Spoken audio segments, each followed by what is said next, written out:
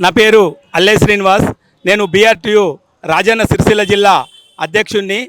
మేము రాజన్న సిరిసిల్ల జిల్లా నుంచి రావడం జరిగింది.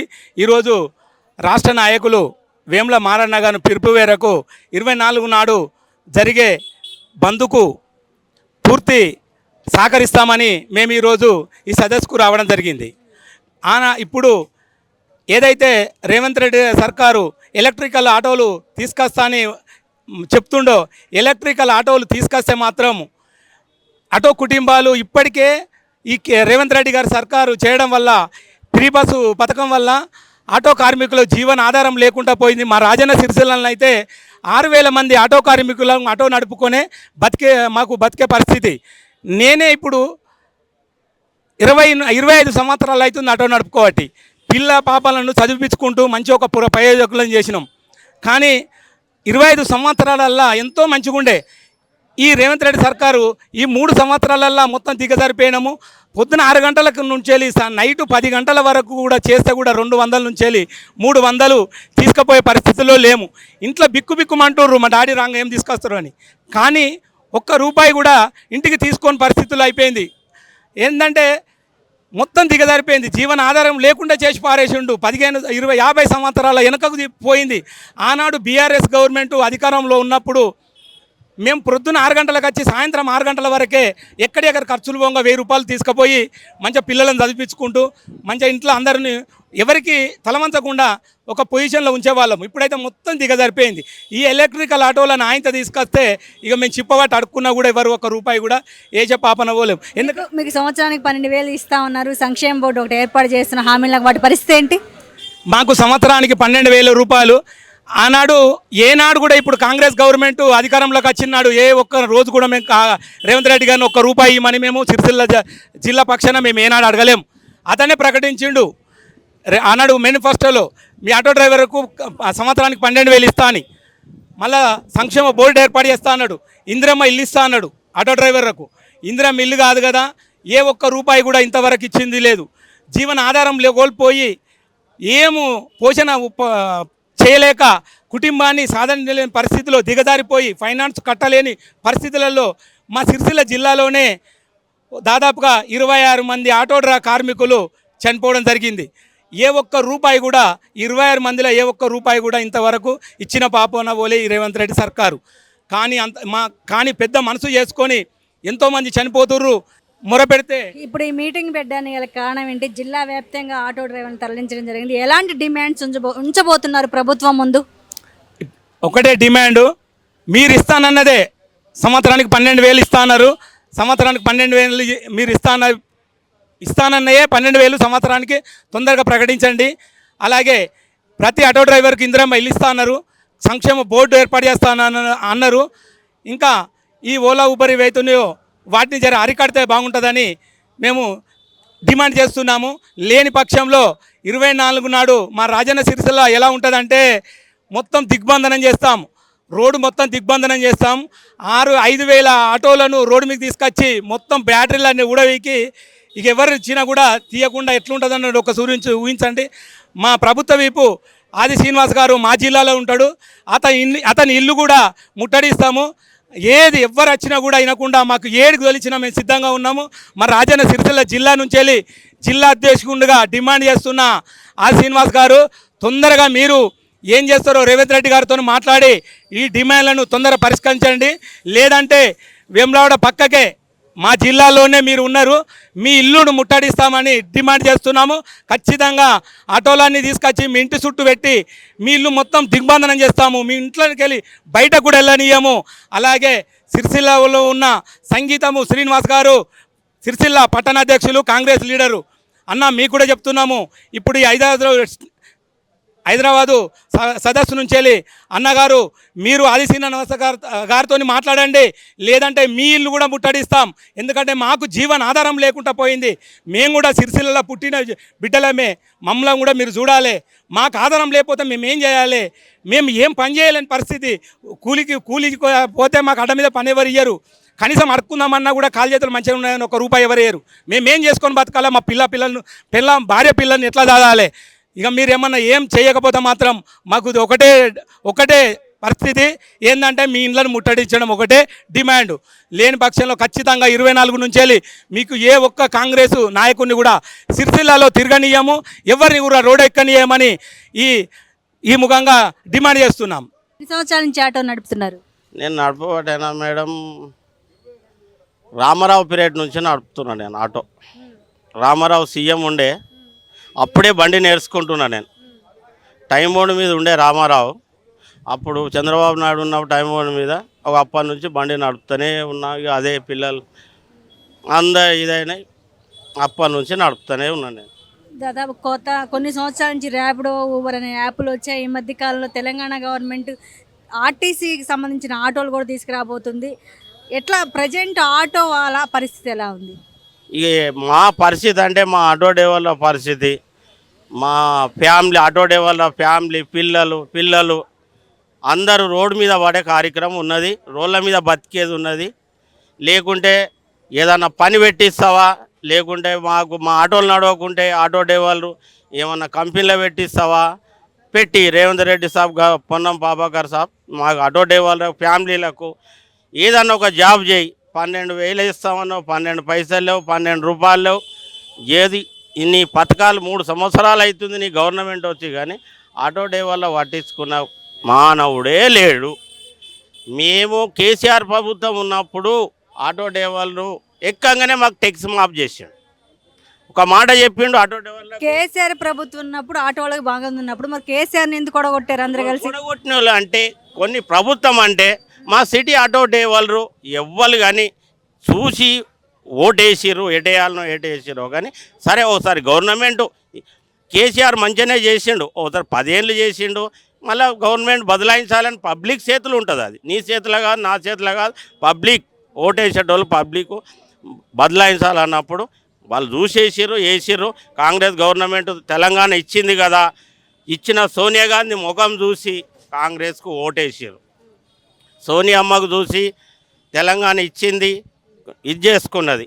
మా మహిళలకు అందరికీ నేను మంచిగా ఇది చేస్తున్నా అంటారు రేవంత్ రెడ్డి.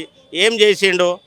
ప్రతొక్క మహిళ బస్సులకే ఇళ్ళకే భార్య భర్తలకు కొట్లాట పెట్టించినావు నువ్వు. బస్సు ఫ్రీ చేసి మొగనికి భార్యకు కొట్లాట. ఇప్పుడు నేను ఒక్కనే కాదు, మా తెలంగాణ ఆటో డ్రైవర్ స్కూల్ పోతారు, భార్య ఇది పోయినావు అంటే ఏం రా ఇది అది అనే వరకు వాళ్ళ ఇంట్లో దందా నడవక, ఈ ఆటో నడవక, ఇంటి వరకు ఏం తేలేదు. ఆడ నడుస్తలేవే, ఏం చేయాలి, భార్యతో ఏం చేయాలి? ఇక 100 ఉన్నాయి, 50 ఉన్న పరిస్థితి. ఇసే 100 రూపాయలకి ఏమొస్తుందయా? నూనె ప్యాకెట్ రాదు, పావు కిలో టమాటా రాదు, పిల్లల ఫీజులు కట్టాలి, ఇల్లు కిరాయి కట్టాలి, ఏడికే కడతావు? అవగారింటికాడ బండి ఎవరిదో నడుపుకుంటా ఆ బండి పైన సరి గుంజుకపోతాడు. ఇది తాక్కుంటా రోడ్ల మీద పిరివనుకొని రోడ్ల మీద వంటుండే ఆటో డ్రైవర్. డైలీ ఎంత వస్తుంది ఆటోకి? డైలీ మేము సంపాదించాలంటే మేడం 400, 500 కంటే 300, 400 కంటే ఎక్కువ ఏమీ లేదు. కానీ ఫ్రీ బస్ అయిన నుంచి 400కే నెలకు 15,000 బండి కట్టాలి, అందులో పెట్రోల్ పోయాలి, గ్యాస్ పోయాలి, ఇంటికి ఏం తీసుకొని పోవాలి?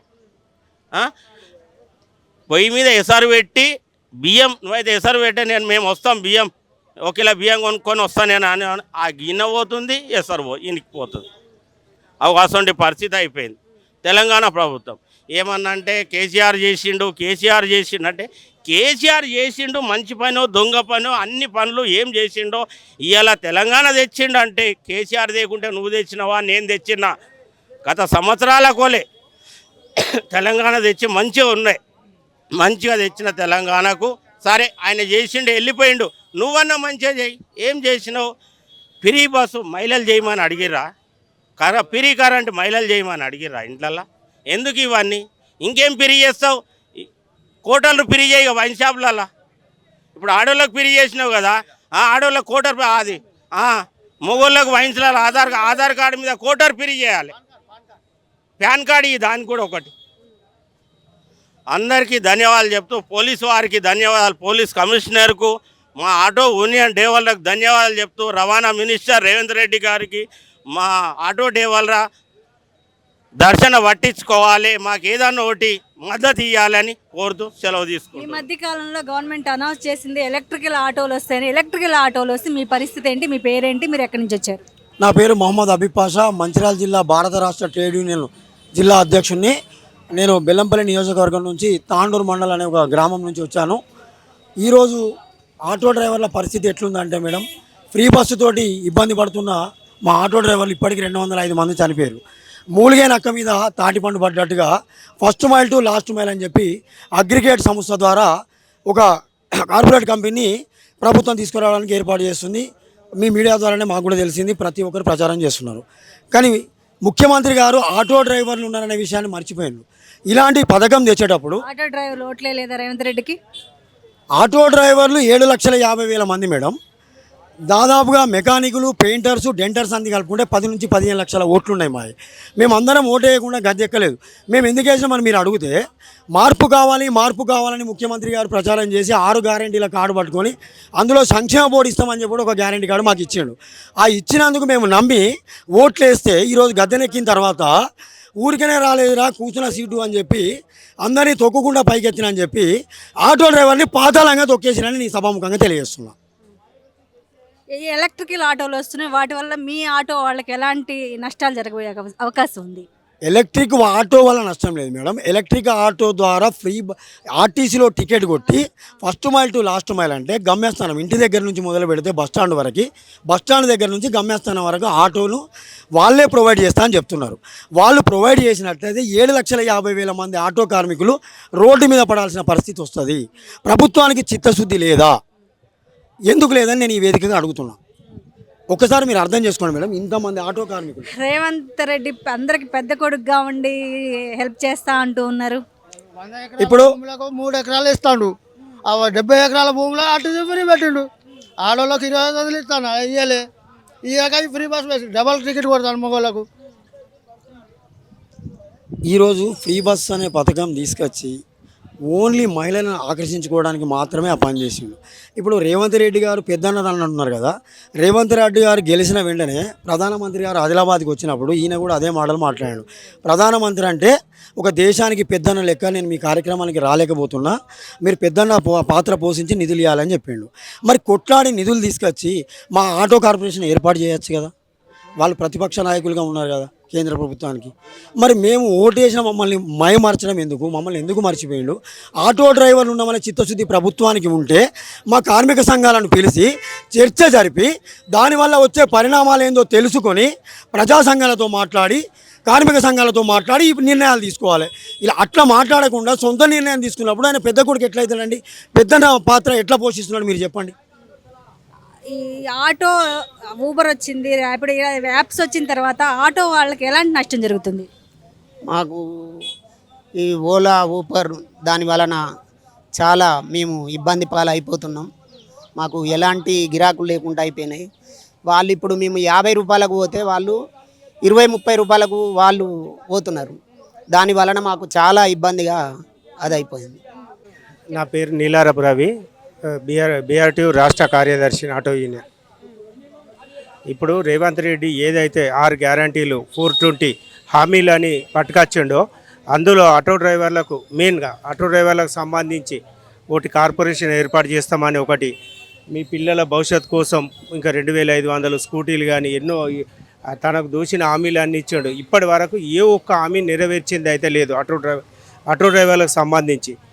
ఒకవేళ మీ ఫ్రీ బస్ అనేది పెట్టుట్ల మేము దాన్ని తప్పుపడతలేము, కానీ సేమ్ టైంలో ఆటో డ్రైవర్లు దీనివల్ల ఎంతవరకు నష్టపోతారు, వాళ్ళ కుటుంబాలు ఎంతవరకు రోడ్డున పడుతున్నాయి, వాళ్ళ భవిష్యత్తు ఎంత ప్రశ్నార్థకంగా మారుతుంది అనేది చేయకుండా తనకు నచ్చిన ఏదో నోటికి వచ్చిన ఆలోచనను బయట పెట్టి ఇప్పటి వరకు ఆటో డ్రైవర్లు అందరి బతుకులు అంటే ఇప్పటికీ 205 మంది చనిపోవడం జరిగింది. ఎంతో మందిని ఉన్న వృత్తి విడిచిపెట్టి ఏదో కూలీలకు పోడు చేయడం కూడా జరుగుతుంది. అలాగే ఇప్పుడు అంటే ఒక 50-60 ఏళ్ళు వచ్చిన వాళ్ళు మేము మాకు తెలిసిన కాడ నుంచి ఆటోనే జీవనాధారం చేసుకొని బతుకుతాను. ఇప్పుడు ఈ ఫీల్డ్ నుంచి బయటికి పోయేటట్లేదు, వేరే పని చేసుకొని బతికే పరిస్థితి లేదు. అసలు ఏం చేయాలన్నది అర్థమవుతలేదు. పూర్తిగా ఏంటంటే అసలు మా బాధను మేము వెళ్ళగక్కోవడానికి సుతా అసలు పరిస్థితి అనేది అస్సలేదు.